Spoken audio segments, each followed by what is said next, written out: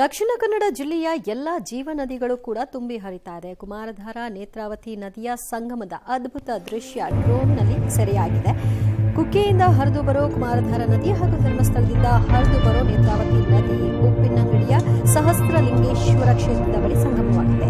ಸಂಗಮಗೊಂಡು ಉಕ್ಕಿ ಹರಿತಾ ಇರುವ ಎರಡೂ ನದಿಗಳ ನೀರಿನಿಂದ ಸುತ್ತುವರೆದಿರುವಂತಹ ಉಪ್ಪಿನಂಗಡಿ ಶ್ರೀ ಸಹಸ್ರಲಿಂಗೇಶ್ವರ ದೇವಸ್ಥಾನ ಹಾಗೂ ಉಪ್ಪಿನಂಗಡಿಯ ತಗ್ಗು ಪ್ರದೇಶಗಳಿಗೂ ಕೂಡ ನೀರು ನುಗ್ಗಿ ಅದು ಹೇಗೆ ಹರಿತಾ ಇದೆ ಅನ್ನುವಂತಹ